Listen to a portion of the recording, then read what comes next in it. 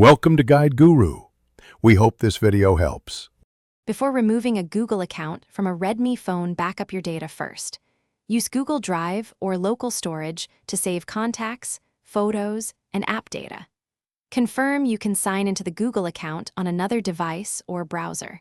Turn off two-step verification or keep backup codes ready to avoid lockout during removal. Also, sign out of Google services like Gmail and Play Store on the phone. Confirm the phone battery is above 50% to avoid interruption during the process. Open Settings on your Redmi phone and scroll to Accounts and Sync. Select the Google account you want to remove and tap Remove Account. You will be prompted to confirm and enter the Google account password for verification. If the account is the primary account, you may need to sign out from other linked accounts first.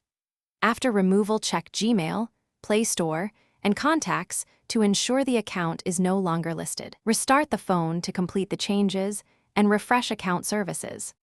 If you plan a factory reset, remove the Google account first to avoid factory reset protection. Factory reset protection requires the original Google account credentials after a reset.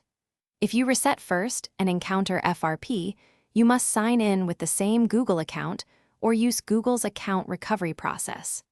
To avoid complications, disable Find My Device and remove linked My Accounts if applicable. If you cannot recover access, contact the original account owner or use Google's recovery tools on the web to regain control. Thanks for watching. Consider subscribing if we helped you today.